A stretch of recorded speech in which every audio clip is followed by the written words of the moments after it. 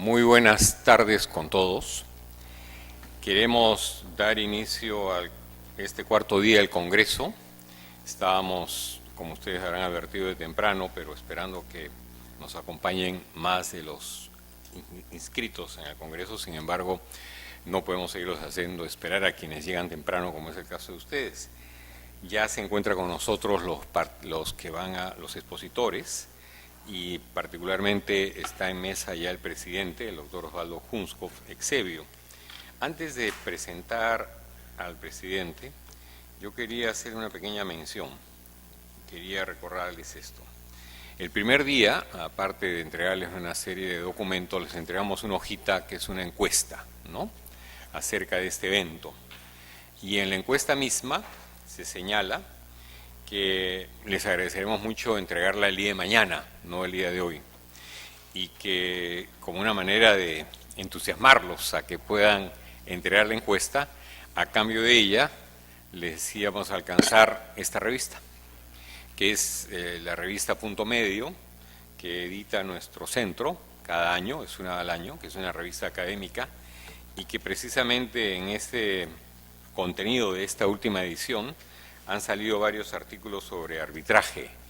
Entre ellos, el primero, probablemente sea muy interesante que ustedes lo puedan revisar, y particularmente a mí me ha parecido muy importante, que tiene a su cargo precisamente quien va a exponer esta tarde, más tarde, que es el doctor Miguel Temburi Redondo, el presidente del Centro de Arbitraje de Madrid, quien ha escrito sobre los estándares de conflicto de interés en el arbitraje internacional. Y realmente vale la pena, ¿no? Incluso también de los expositores de hoy, del primer bloque, el doctor Mario Castillo ha escrito sobre algunas reflexiones para el afianzamiento del arbitraje en el Perú. De manera que las entusiasmo, y ojalá sea así, a entregarnos la encuesta mañana, ¿no?, y versus la encuesta les vamos a entregar la revista, ¿ok? Bien, entonces ya estando presentes todos los expositores de este primer bloque que va a presidir el doctor Osvaldo Hunskopf, Exebio, quien es decano y profesor principal de la Facultad de Derecho de la Universidad de Lima, además magíster en Derecho Administrativo y doctor en Derecho, con estudios especializados en Derecho Mercantil en la Universidad de Salamanca y estudios de posgrado en Comercio Internacional en ESAN, presidente de la Comisión Consultiva de Arbitraje y del Centro de Arbitraje del Colegio de Abogados de Lima. Es árbitro de nuestro centro, no solamente árbitro registrado, sino que además árbitro en ejercicio de casos en nuestro centro, lo cual nos satisface mucho que sea él el que precisamente hoy preside. Y en la mesa van a hoy día exponer sobre los temas relacionados al arbitraje institucional Silvia Rodríguez Vázquez, que está aquí a la izquierda, quien es la abogada de nuestra universidad con estudios en Maestría de Derecho Civil y también estudios en Derecho de la Construcción. Ella es secretaria general de arbitraje de nuestro centro y para nosotros es una satisfacción que haya aceptado el reto de exponer lo que va a exponer. En su experiencia ha administrado más de 100 procesos de arbitraje, ¿no? Y como este Congreso ha tenido algunas cosas particulares, yo quisiera agradecerle a Silvia porque se ha levantado especialmente para venir, porque ha tenido una afección desde hace 2 días y es como que ustedes tuvieran una afección en lo que más les gusta y lo estaba perdiendo, pero ella nos dijo, no doctor, yo me levanto hoy porque de todas maneras quiero participar, ¿no? Por eso está estornudando para que notemos que efectivamente es así. Y también nos acompaña Víctor Madrid Horna, que es abogado de nuestra universidad, docente en la Facultad de Derecho también de aquí, de la UNIFE, en área de contratos y derecho civil patrimonial. Víctor nos acompaña también trabajando en el centro, ¿no?, colaborador y consultor nuestro. Se ha desempeñado como árbitro en varios procesos administrativos de contratación pública y de concesiones y también se encuentra en la lista de árbitros del centro y también en ejercicio con algunos casos concretos. Y finalmente Mario Castillo Freire, que creo que todos lo conocemos, con él es quien precisamente estamos organizando estos congresos de arbitraje, que vamos a seguirlo haciendo con toda seguridad. Miembro del número de la Academia Peruana de Derecho, magíster y doctor, abogado en ejercicio, socio del estudio que lleva su nombre, Mario Castillo, que como ustedes pueden ver abajo son 10 años que el estudio está ya instalado y desarrollándose en el Perú. Él es profesor principal de obligaciones y contratos en nuestra casa de estudios y en la Universidad Femenina del Sagrado Corazón. y catedrático de las mismas materias en la Universidad de Lima, ¿no? Acá el decano de la universidad dará fe de aquello. Es director de la Biblioteca de Derecho de su estudio con varias publicaciones, entre ellas aquellas que recogen las ponencias de nuestros congresos de arbitraje, ¿no? Además es árbitro de nuestro centro, lo cual también nos satisface mucho.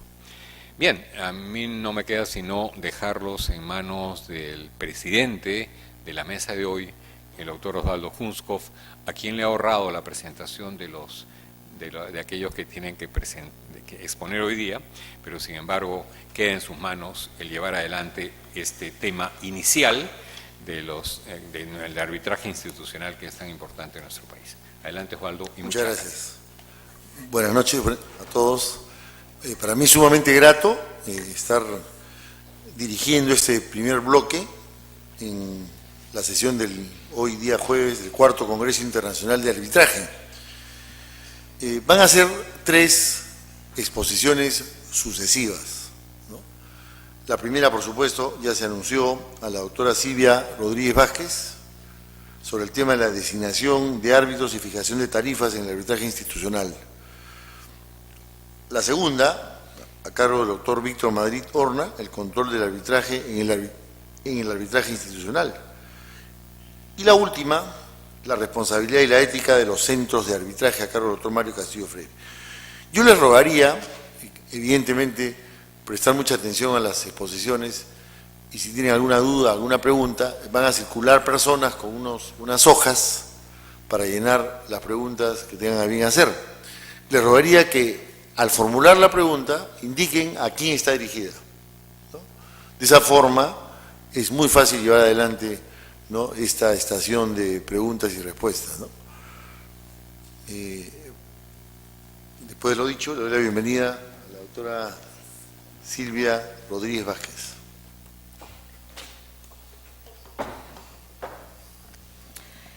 Buenas noches. Le estoy totalmente agradecida con el doctor Juan Barrón, con la licenciada Marlene Anchante, que me han permitido una vez más estar en este congreso. Y esta tarde-noche, me ha tocado disertar sobre 2 temas esenciales para el mundo arbitral: la elección y designación del protagonista del proceso. Ya todos sabemos que el árbitro o los árbitros definitivamente constituyen un actor principal, pues va a conducir el proceso y va a decidirlo. Y a la vez también voy a hablar sobre los costos que el proceso arbitral tiene para las partes. Empecemos por el primer tema, la designación de los árbitros. Si pueden bajar las luces, por favor. La designación de los árbitros, que marca un derrotero en el proceso y definitivamente influye incluso en los costos que pueda tener en el proceso arbitral. La designación de los árbitros, más de una vez he escuchado decir que el arbitraje vale lo que valen los árbitros o lo que vale el árbitro. Diversos autores indican que una vez surgida la controversia, nada es más importante que la elección de los árbitros. Pero ¿por qué es importante la elección de los árbitros?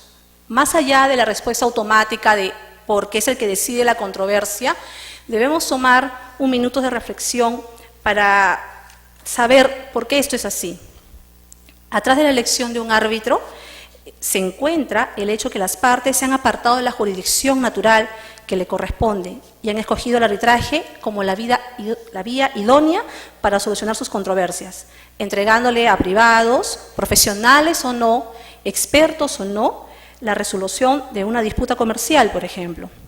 De por medio puede encontrarse la existencia de su negocio en el mercado, por lo que se puede entender entonces la trascendencia de esta vital elección. Si es así, entonces la elección de un árbitro debe ser meditada y valorada con parámetros establecidos. ¿Qué criterios debe tener una parte en cuenta cuando debe nombrar a un árbitro? Un primer criterio será analizar las calidades personales objetivas que debe cumplir el candidato a ser designado árbitro. Por ejemplo, debe ser una persona natural. Esto está en el mismo artículo 20 de la Ley de Arbitraje, la LA. Nuestra norma también indica que si se efectúa alguna referencia a una persona jurídica, se entiende hecha para que actúe como nominadora de árbitros. Esto se encuentra en la disposición complementaria quinta de la LA. El candidato a árbitro debe hallarse en pleno ejercicio de sus derechos civiles. Eso también se encuentra en el artículo 20 de la LA. Es decir, debe ser mayor de 18 años y no debe encontrarse incurso en causal de incapacidad conforme al artículo 43 y 44 del Código Civil. Luego tenemos que el candidato a árbitro no debe encontrarse en causal de incompatibilidad para actuar como árbitro. Artículo 20 y 21 de la LA. Es decir, si se decide nombrar un funcionario o servidor del Estado como árbitro, como de paso sí nos ha ocurrido a nosotros, deberá tenerse en cuenta los márgenes que establecen las normas de incompatibilidad establecido, entre otros, en la Ley 27588. Otro criterio objetivo podría decirse que la nacionalidad para nuestra norma no es importante, no es relevante. Si así lo fuera, debe estar expresamente establecido en el convenio arbitral según el artículo 20 de la LA. Si se trata de un arbitraje nacional de derecho, el árbitro será abogado, pero no será necesario que sea abogado en ejercicio ni pertenecer a una asociación o gremio. Esto se encuentra regulado en el artículo 22.1 y 22.2 de la LA. Otros criterios objetivos se refiere a que ninguna norma indica que el árbitro deberá ser un experto en la materia objeto de la controversia como un requisito objetivo, a excepción de los arbitrajes derivados de las normas de contratación con el Estado. Sin embargo, utilizando una simple lógica, debemos concluir que la parte va a desear que definitivamente su árbitro conozca la materia que deberá dilucidar. Para el caso de los arbitrajes derivados de las normas de contratación con el Estado, deberá tenerse en cuenta que, tratándose de árbitro único o presidente de un tribunal arbitral, además de ser abogados, los candidatos deberán contar con especialización en derecho administrativo, arbitraje y contrataciones con el Estado. Entiendo que en el TUPA se encuentran incluso horas destinadas para ese tipo de especialización. El futuro árbitro no debe tener vínculos con ninguna de las partes, ya todos sabemos que debe ser independiente. Bueno, superada esta primera barrera, llega algo un poquito más difícil. Hay un segundo criterio que es casi, por decirlo menos, imposible probar, pero bueno, vamos a tratar de acercarnos al ideal. Consiste en las calidades personales subjetivas del futuro árbitro. Este rubro, tan importante como el primero, supone tener un conocimiento sobre la moral de aquel candidato que se desea nombrar como árbitro. Claro está, como les indiqué, esa tarea es casi imposible, pero bueno, trataremos de conocerlo un poco más. El futuro árbitro debe ser imparcial, lo que supone un estado mental del árbitro que puede ser comprobado por actitudes, conducta o expresiones del árbitro. Cuando un árbitro de repente en unas audiencias se porta de manera inadecuada con una de las partes, es posible de ser recusado, y en el centro de arbitraje ha ocurrido esta situación y ha sido declarada fundada. El profesor Horacio Grigera Naón nos recuerda además que el candidato a árbitro debe guiarse por un espíritu equitativo y sin prejuicios, que le permitan conducir el arbitraje desde una perspectiva equidistante y dar a las partes oportunidad suficiente para hacer valer sus derechos y defender su caso. Existe una tesis de la relatividad moral de los árbitros y que está muy arraigada en Estados Unidos, que significa la posibilidad de que estos sean no neutrales o predispuestos. Sin embargo, esa teoría está siendo mediatizada. Prueba de ello es que el Código de Ética de la American Bar Association reformó en el año 2004 dicha posibilidad, recomendando que es preferible que todos los árbitros sean neutrales, es decir, independientes e imparciales, incluyendo los designados por las partes. En suma, un candidato a árbitro debe cumplir con diversos requisitos, tanto objetivos como subjetivos. Y aún más, dichos requisitos deben mantenerse durante todo el desarrollo del proceso e incluso hasta dictar el laudo. Dicho esto, vamos a ver, se adelantó. ¿Cuáles son los errores más frecuentes al designar un árbitro? Bueno, muchas veces hemos escuchado que se los designa por amistad. Muchos de nosotros hemos escuchado la frase, ¿para qué están los amigos? Los amigos pueden estar para muchas cosas, pero no para ser designado árbitro. Al menos no si esa parte espera que su amigo árbitro falle a su favor. El amigo árbitro puede confundir su labor e ingresar a integrar un tribunal sintiéndose defensor de la parte que lo ha elegido, es decir, un abogado, y no un profesional que debe decidir de manera justa y equitativa la controversia. Las consecuencias de este error frecuente pueden variar dependiendo de diversas situaciones. El amigo árbitro elegido no es un experto. La consecuencia de elegir de esta manera al profesional es que sus opiniones, sinceramente, no serán tomadas en cuenta en las deliberaciones del tribunal arbitral. La falta de conocimiento en la materia puede generar que el amigo árbitro se una a lo discutido por la mayoría o al voto que él considere que tenga la razón y, en el peor de los casos, el voto que le procure beneficios adicionales a él. Es posible también que pueda generar un voto discordante. El amigo árbitro puede ser un experto también. Si bien cumple con la especialidad en la materia, las decisiones que adopta se basan en razonamientos que contravienen el sentido de la norma o efectúa razonamientos más allá de ella. De no encontrar el apoyo en el resto de los árbitros, emitirá un voto discrepante, pero tratará siempre de influenciar en el resto del tribunal arbitral. Sus actuaciones harán más difícil el trámite del proceso y su constante intromisión generará desconfianza en los coárbitros. Definitivamente, designar a un amigo árbitro no siempre es un buen negocio. Otro error que se comete a veces es designar constantemente al mismo árbitro, independientemente de si la designación se debe a la confianza que una parte puede tener en un profesional total y absolutamente legítima. Lo cierto es que esta situación puede generar suspicacia en la contraparte y cuestionar la designación de ese profesional. La realidad es que no existe un número mínimo o máximo para designar al árbitro, sino que dependerá principalmente de la conducta demostrada por este profesional. Otro error común que cometen a veces las partes es designar al árbitro estrella. A veces, por las referencias que se nos dan, sabemos de excelentes profesionales que pueden ayudarnos a resolver el conflicto. Sin embargo, es necesario considerar el nivel de trabajo que dicho profesional puede tener a su cargo, ya que debido a diferentes circunstancias, el arbitraje puede ser relegado y, por ende, su trámite puede ser más lento. En el mercado arbitral existen muy buenos profesionales que pueden apoyar en la solución de los conflictos. Es cuestión solamente de darles la oportunidad a todos ellos. Y de esta manera incluso se puede ampliar el universo de árbitros para que puedan atender con la misma calidad el proceso arbitral. Otro error que también he advertido en estos años de experiencia es que a veces se omite designar por negarse al arbitraje.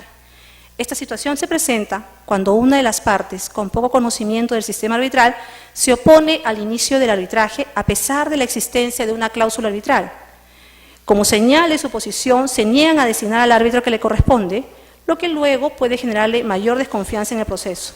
Si bien la nueva norma ha desterrado la intromisión del Poder Judicial para la designación de un árbitro, sí es conveniente que sea la propia parte la que decida el profesional que considere idóneo para el cargo, cuanto más se está cuestionando el arbitraje en sí.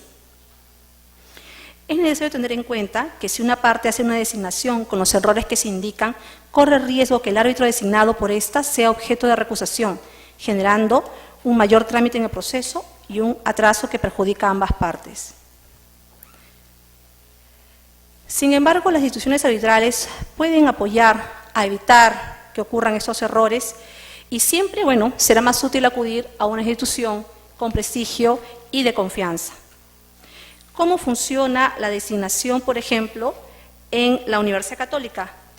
El Centro de Arbitraje de la Universidad Católica, que voy a tomar como ejemplo el reglamento, posibilita que las partes establezcan sus propios mecanismos para la designación de los árbitros. Sin embargo, realiza siempre una labor tuitiva, pues verifica que dichos mecanismos no contravengan la norma del arbitraje, ni generen incompatibilidades con las funciones de los órganos del centro. La designación de los árbitros la efectúa un órgano colegiado independiente, que en el caso de la CUC se denomina Corte de Arbitraje, y que actualmente está integrada por 5 profesionales muy reconocidos que nos han estado acompañando durante este congreso: el doctor Jorge Avendaño, Alfonso Loceros, Javier de Belaunde, Humberto Medrano y Baldo Cresalja como miembros de la Corte. Sin embargo, el reglamento también permite que en casos excepcionales de nombramiento de árbitros existe la posibilidad de que se conforme una comisión ad hoc integrada por el director del centro, el doctor César Guzmán Barrón, y 2 funcionarios de la PUC, solo si las partes así lo deciden. ¿Y qué criterios toma en cuenta esta Corte de Arbitraje? Aparte de los ya indicados anteriormente, se tiene en cuenta especialmente la naturaleza de la controversia, pudiendo referirse a temas civiles, comerciales o derivados de la contratación del Estado, la complejidad de la controversia, y bueno, si bien al inicio del arbitraje no puede vislumbrarse en su total magnitud, de la lectura de los escritos iniciales de las partes podrá advertirse si la materia resulta muy compleja, por ejemplo, una pluralidad de demandantes o demandados, múltiples pretensiones, etcétera, que supongan una dedicación mayor a la usual. Y también la Corte tendrá en cuenta la especialidad del profesional. Los árbitros deben tener conocimiento sobre la materia a resolver, ya que decidirán en una sola instancia el destino de una controversia. Esta responsabilidad les exige una preparación constante y un interés en este mecanismo. Solo acá unas anotaciones. Nuestro reglamento prevé que si las partes no han señalado el número de árbitros, la controversia va a ser resuelta por una sola persona, es decir, árbitro único. Con esta medida se busca que exista un menor costo arbitral para las partes.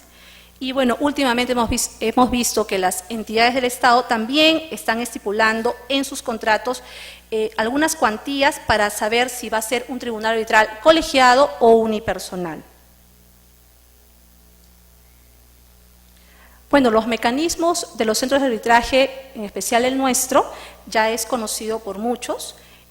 Cuando se trata de un árbitro único, lo decide la Corte de Arbitraje, y cuando se trata de un tribunal colegiado, lo deciden las partes o los árbitros para el presidente, y en defecto de ellos, solo en defecto, va a designar la Corte de Arbitraje. En conclusión, el acto de designación de un árbitro reviste de vital importancia para el desarrollo sano del proceso, por lo que cuando las partes deban elegirlos, deben tomar en cuenta estos parámetros para el bien y el mejor desarrollo de todo el proceso arbitral. Las instituciones arbitrales como el Centro de Arbitraje de la Universidad pueden coadyuvar a esta tarea, por lo que le sugerimos a todas las partes que se le otorguen mayores posibilidades para estas designaciones. Visto ello, el segundo tema que tenía que tocar eran los costos arbitrales, y aquí hay un tema muy puntual que previamente quisiera desarrollar. Tal como lo señala el profesor Eduardo Silva Romero, la existencia de contratos implícitos en el mundo arbitral está vigente. Existe un contrato de árbitro y un contrato de organización del arbitraje.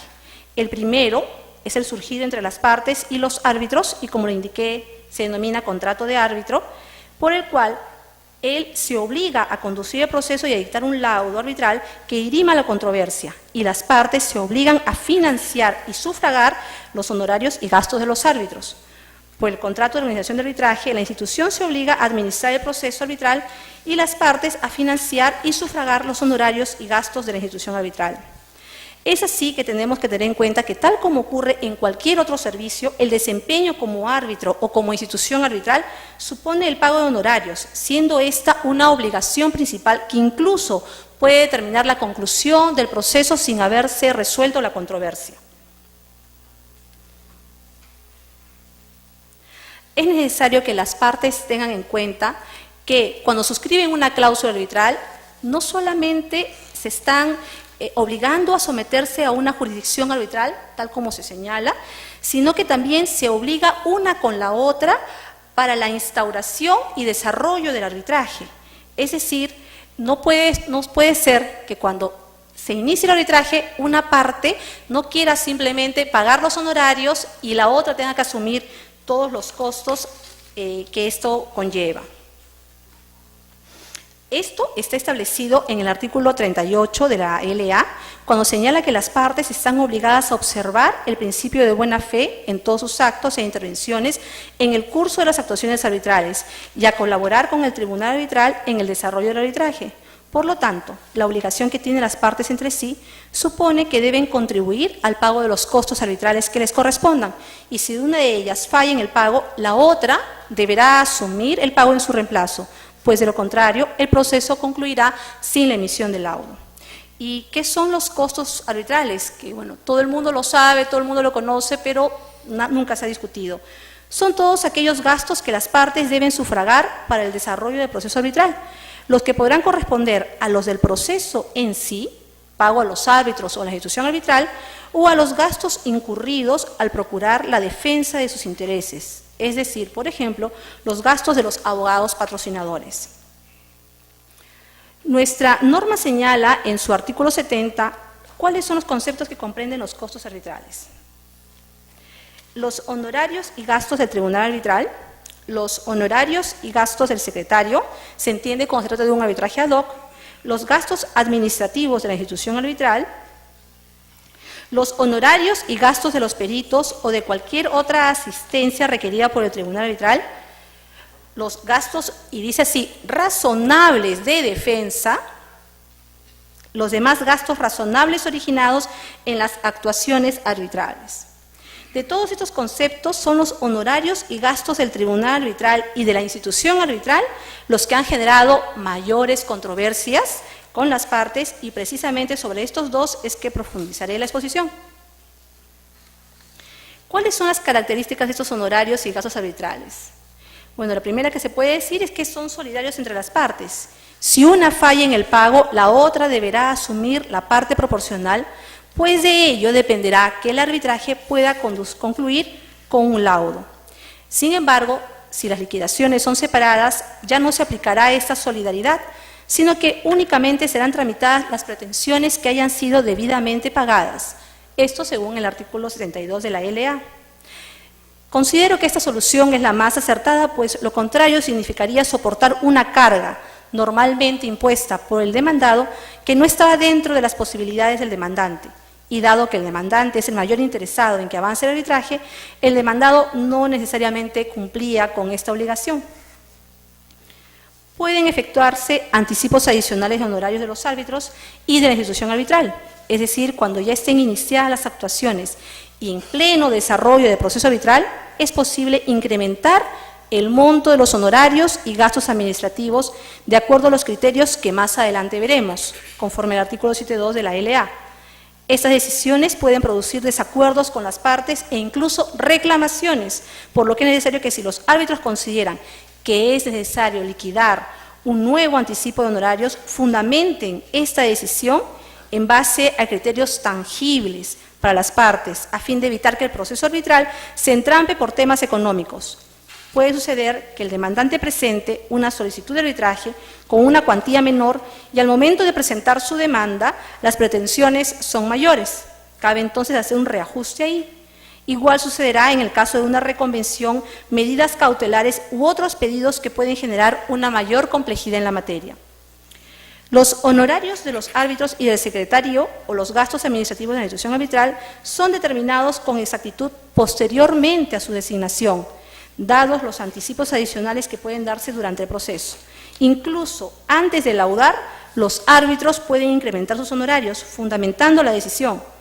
Esta característica debe ser tomada en cuenta por las partes antes de ingresar a un arbitraje y tratar de comparar los costos de una negociación con lo que puede significar los costos de un arbitraje. Los costos arbitrales pueden ser imputados a la parte vencida si es que las partes no han acordado otra cosa en el convenio arbitral. Sin embargo, los árbitros tienen la facultad de distribuir y prorratear los costos de otra manera, de acuerdo a las circunstancias del caso. Es así que vemos que en muchos laudos los árbitros establecen que los costos arbitrales serán sufragados por ambas partes en montos iguales, indicando que han tenido razones suficientes para litigar. En el Centro de Arbitraje de la Universidad Católica, por lo general, el 90% de los laudos arbitrales, los árbitros deciden que ambas partes deben costear los costos del arbitraje.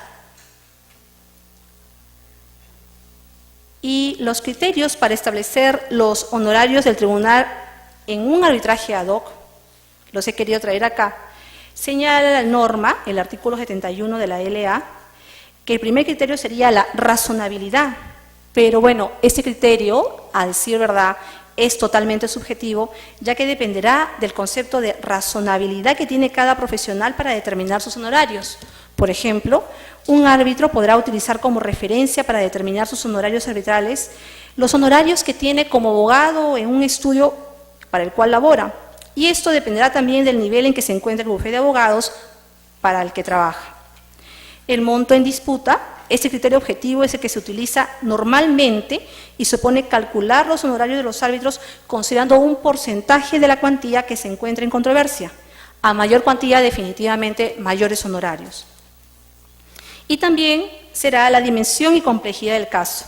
Ese criterio, que es también subjetivo, ya que un árbitro con mucha experiencia podrá tener una escala distinta sobre lo que resulta complejo en comparación con un árbitro que recién se inicia, sí es establecido por nuestra norma y es totalmente válido para determinar los honorarios de los árbitros o también de una institución arbitral. Otro criterio para establecer los honorarios de los árbitros es el tiempo que hayan dedicado estos al caso. A mayor trabajo, mayor tiempo y por lo tanto mayores honorarios. El desarrollo de las actuaciones arbitrales también es un criterio. Partes muy litigiosas conllevan un incremento en el tiempo del trabajo de los árbitros, así como en la complejidad del caso. Constantes reconsideraciones e incidentes dentro del proceso generará mayores temas a tratar antes de resolver la disputa principal. Y si bien esta tenga una cuantía menor y no sea tan compleja, lo cierto es que el nivel de litigiosidad demostrada por una o ambas partes permitirá que se determinen los honorarios por este motivo. Usos y costumbres arbitrales. Una costumbre formalizada ya en diferentes reglamentos de arbitraje es determinar los honorarios aplicando rangos mínimos y máximos, a lo cual se le aplica un determinado porcentaje. Un arbitraje ad hoc puede utilizar ese criterio, por ejemplo, para determinar sus honorarios. Otras circunstancias también pueden ser determinantes. ¿Qué sucedería si la sede del arbitraje no sea Lima, el lugar de trabajo y residencia de un árbitro, sino en una ciudad del interior del país? Tal vez el árbitro no aceptaría arbitrar o simplemente incrementaría sus honorarios considerando la posibilidad de tener que trasladarse a una provincia. Igual sucedería en el caso de que el domicilio procesal de las partes sea en provincia. Definitivamente el centro de arbitraje debería incrementar los costos arbitrales. ¿Cómo se establecen los honorarios de los árbitros en una institución arbitral? Nuevamente me voy a referir al centro de arbitraje de la universidad. La cuantía se determina a través de la suma de todas las pretensiones en la demanda y la reconvención. Se admiten liquidaciones también separadas, al igual que lo hace la norma, y esto nos hace concluir que estos costos podrán ser conocidos previamente por las partes. Si la cuantía no es cuantificable, la Corte de Arbitraje lo fijará atendiendo la naturaleza y la complejidad de la controversia. En el caso del centro de arbitraje de la universidad, las partes pagan directamente a los árbitros en montos iguales. Entendemos que otros centros de arbitraje retienen los honorarios de los árbitros. En el caso nuestro no hemos decidido implementar esa política. Y obviamente el pago se realiza después de instalado el tribunal arbitral. También admitimos nuevas liquidaciones, básicamente por aumento de cuantías, y se permiten los pagos fraccionados que definitivamente deben ser aprobados por los árbitros. Si ocurre una falta de pago, se suspende por 30 días el proceso y si continúa el incumplimiento, este se archiva. Debemos entender que ni el demandante ni el demandado están interesados en el arbitraje, por lo cual los árbitros definitivamente y el centro de arbitraje no deben mantener abierto el proceso arbitral. Y por último, tocaré el tema de la devolución de los honorarios, que es un tema también muy controversial y de constantes quejas de las partes con los centros de arbitraje. Esto siempre ha generado una preocupación para todos, para los árbitros, no saben cómo devolver el dinero que cobraron previamente, para el centro arbitral, porque tienen también una responsabilidad con las partes, con los árbitros, y obviamente las partes que están constantemente requiriendo esta devolución. La actual ley de arbitraje establece en la 11ª disposición complementaria que tiene mérito ejecutivo la decisión del tribunal arbitral, o en este caso el centro de arbitraje, que ordena la devolución de los honorarios, por lo que Cualquier árbitro podrá ser demandado por sus propias partes si es que el tribunal arbitral o el centro de arbitraje decidió esta devolución. En el caso de nuestro centro de arbitraje, la devolución se produce por las siguientes causales: renuncia, recusación fundada o remoción del árbitro, siendo la Corte de Arbitraje la que definirá el monto de sus honorarios del árbitro que se va, así como también del árbitro sustituto. Asimismo, si las partes lo solicitan, corresponde que la Corte de Arbitraje se pronuncie sobre la devolución de honorarios cuando se trate de una conclusión anticipada del proceso, es decir, si las partes llegaron a un acuerdo fuera de proceso. Bueno, espero que esto les haya servido como un derrotero, como parámetros para poder elegir los árbitros correctamente y también, obviamente, para saber qué derechos y qué deberes se tienen las partes cuando tienen que pagar los costos arbitrales. Muchas gracias. Muchas gracias, doctora Silvia Rodríguez Vázquez, por su clarísima y muy didáctica exposición. A continuación, hará uso de la palabra el doctor Víctor Madrid Horna, quien, como se ha mencionado, es profesor en la Facultad de Derecho de la Pontificia Universidad Católica y es además asesor del Centro de Análisis y Resolución de Conflictos de la universidad. Adelante, doctor. Muchas gracias por la oportunidad de participar en este evento, al Centro de Arbitraje, al estudio del doctor Mario Castillo también. Bueno, en estos breves minutos quisiera compartir con ustedes algunas pocas ideas vinculadas al tema del control del arbitraje a través de las instituciones arbitrales. Hagan prácticamente 2 años de vigencia de la nueva ley de arbitraje. Mucho se ha publicado últimamente acerca del control del arbitraje. Y estas publicaciones en relación al control han venido básicamente referidas al control que desarrolla obviamente el Poder Judicial, ¿no?, en sede de revisión a través del proceso de anulación del laudo, y por otro lado también el control constitucional que ha venido ejerciendo el Tribunal Constitucional cuando conoce en última instancia básicamente acciones de amparo. Entonces, a través de este grupo de decisiones de carácter jurisdiccional, el arbitraje ha venido soportando un control, en algunos casos propio y en otros impropio para algunos, de forma tal que se ha venido perfilando de alguna manera algunos contornos que básicamente han estado controvertidos en relación al tema del debido proceso. Sin embargo, si observamos con un poco de tranquilidad, nos vamos a dar cuenta que el control en el arbitraje no empieza ni es necesariamente el último que se decide en la sede jurisdiccional, sino empieza en el arbitraje mismo. Y entonces vamos a tratar de, en estos minutos que tengo, de compartir algunas ideas en relación a la trascendencia del control en el arbitraje que se ejerce en el arbitraje desarrollado a través de las instituciones arbitrales. Una primera idea, solamente para fijarnos, es el concepto del arbitraje institucional.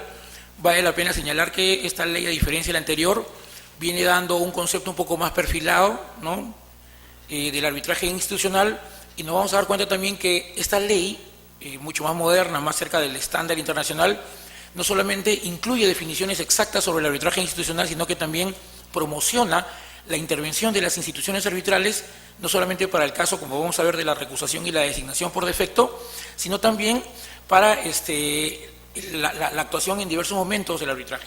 Entonces, el arbitraje institucional, como todos sabemos, es aquel arbitraje que es conducido a través de la intervención de una institución pública o privada, como dice la norma, con o sin fines de lucro, ¿no?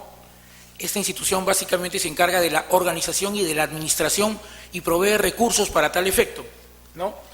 Y obviamente, y sobre esto quiero empezar a construir el hilo de esta reflexión, el valor agregado que tiene la intervención de una institución arbitral no solamente se reduce a la provisión de recursos administrativos, ¿no?, o de toda índole vinculada a esta para que el arbitraje camine, sino y sobre todo porque la institución arbitral, vamos a ver, cuando le toca intervenir, va dotando de ciertos rasgos de seguridad, de previsibilidad y sobre todo de imparcialidad en un escenario que, como todos sabemos, es altamente conflictivo. Cuando uno está en un arbitraje se da cuenta que las partes cuestionan e impugnan todo, ¿no? Si la institución arbitral, por ejemplo, designa un árbitro, rápidamente lo pueden recusar. Si la institución arbitral resuelve una recusación, la pueden impugnar. Y entonces uno se da cuenta que los mecanismos de los que tiene que estar fabricado o hecho una institución arbitral son importantes también para ejercer algunos niveles de control. Un repaso rápido de los roles que generalmente el estándar le asigna a las instituciones arbitrales. Nos dicen que básicamente las instituciones arbitrales aparecen para administrar los procesos. Es decir, las instituciones generan procedimientos internos, protocolos para poder administrar los procesos, ¿no?, proveyendo recursos de todo tipo, fundamentalmente administrativos, para que el arbitraje se desarrolle de la manera más eficiente posible. Otra labor importante que hacen las instituciones es designar a los árbitros por defecto, en los casos obviamente que las partes lo pactan o que la ley lo decide, ¿no? También resuelven las recusaciones que se formulan contra los árbitros cuando se pactan, es decir, cuando se adhieren a un reglamento institucional o cuando, no estando en el caso de un arbitraje institucional, como el caso de los arbitrajes ad hoc, la ley obviamente impone su intervención. Finalmente, y en cuanto a los árbitros, las instituciones también resuelven quejas. Recuerden que las partes tienen derecho obviamente a manifestar en el proceso su disconformidad, a veces con la actuación, con la performance de un árbitro, y en sede de arbitraje institucional lo hacen a través del recurso de queja, que viene incorporado como tal en varios reglamentos arbitrales. Las instituciones arbitrales, como mencionaba la doctora Silvia, fijan tarifas, ¿no? Fijan tarifas, dotan de reglamentos que van a servir como manuales para la conducción del arbitraje, no solamente reglamentos procesales, sino también reglamento de tarifa, códigos de ética o también algunos reglamentos vinculados a la organización y funcionamiento de la corte o la instancia que dentro de la institución emite decisión, ¿no? Y esto es bien importante y ya lo vamos a ver con unos casos que voy a mencionar. Las instituciones arbitrales también proveen de listas, o sea, confeccionan listas de árbitros por especialidad, ¿no?, atendiendo a una evaluación previa que ellos hacen, las publican, las cuelgan en sus portales y la ponen a disposición de las partes. Y las instituciones arbitrales también se caracterizan porque ellas, al interior de su funcionamiento, tienen mecanismos preestablecidos, por ejemplo, para adoptar decisiones. No, la norma dice, por ejemplo, que una recusación la resuelve la entidad que para tal fin ha sido, digamos, previamente establecida por la institución. Y, por último, como es el caso que nos ocupa en estas jornadas, las instituciones arbitrales promueven y difunden, o sea, realizan actividades académicas, pero básicamente orientadas a difundir la práctica del arbitraje, ¿no? Pues no es extraño que, por ejemplo, en estas jornadas el Centro de Arbitraje de la Universidad Católica, ¿no?, ha iniciado estos espacios de reflexión y discusión sobre temas de arbitraje. Podríamos resumir, yo sé que este no es el tema que me ocupa, pero solamente para ubicarnos en los niveles de control, que hay un primer nivel de control que es el que ejercen, obviamente, y como es natural, los árbitros. Los árbitros no solamente resuelven la controversia, sino que de manera simultánea van ejercitando un control, no solamente de debido proceso, sino también de legalidad. Es decir, si los árbitros se equivocan, por ejemplo, si resuelven cuando no existe un convenio respecto de una materia no sometida a arbitraje, si los árbitros laudan fuera del plazo, si los árbitros, por ejemplo, incluyen a una parte no signataria cuando ha habido una oposición no resuelta, etcétera, cuando los árbitros resuelven mal una recusación en los supuestos de tribunales colegiados, entonces es posible que el arbitraje padezca o sea afectado con una impugnación en sede de anulación, ¿no? Y esta responsabilidad básicamente recae en cabeza de los árbitros porque son ellos los llamados en primera instancia a ejercer este control. Es decir, los árbitros no solamente resuelven la controversia, que es, digámoslo así, para lo que están llamados, sino que también los árbitros ejercen un primer nivel de control natural. Un segundo nivel de control, que es el control, como lo dice nuestra norma de arbitraje, preestablecido de manera idónea, ¿no?, es el control que ejercen las Cortes a través del recurso de anulación del laudo, ¿no?, cuando se interpone obviamente una impugnación contra un laudo. En este caso, como todos sabemos, las Cortes lo que hacen es pronunciarse en relación a la validez del laudo, observando si se ha producido o no la violación de una causal de anulación prevista en la ley. Entonces, este es, digamos, el segundo nivel de control que nos asegura o asegura en un sistema jurisdiccional los niveles de validez, ¿no?, y de oponibilidad que va a tener un laudo antes de que pueda ser ejecutado, o sea, antes de que quede firme y luego obviamente sea ejecutado. Finalmente, aunque digamos la doctrina no es pacífica en este punto, es evidente que hay un tercer control que incluso habla más fuerte que los anteriores, y es el control que, por ejemplo, en nuestro caso, viene desarrollando el TC. No cabe duda que muchas de las definiciones, muchos de los aspectos vinculados sobre todo a la evaluación de las infracciones conectadas con debido proceso han sido dictadas por el Tribunal Constitucional en los últimos 4 o 5 años. Desde el caso de las algamarcas, ¿no?, caso Zuliden, pasando por otros casos notables, o incluso en los casos en los cuales las Cortes, en fallos polémicos, han anulado o dejado sin efectos muchos laudos, como el caso Coinsa o como el caso RBC, ¿no?, de laudos recientes, nos vamos dando cuenta cómo el TC va fijando pautas de interpretación y de aplicación de los conceptos de debido proceso y obviamente, y eso me parece que es insoslayable, va ejercitando un control. Y a veces un control no querido, no deseado de pronto, pero un control factual y de hecho indiscutible, ¿no? Sin embargo, teniendo en cuenta, digamos, no sé si cabe la palabra, esta manera de ver los niveles de control, yo quería compartir con ustedes algunas reflexiones en torno a los posibles sistemas o momentos de control que pueden ejercitar las instituciones arbitrales en relación al arbitraje. Entonces, una cuestión previa que me parece importante es señalar que el control no solamente se agota en un examen de validez en relación a si se produjo o no una violación del debido proceso o de las normas obviamente imperativas e indisponibles que están protegidas a través del sistema de causales de anulación, sino también que las instituciones desarrollen otro tipo de control también,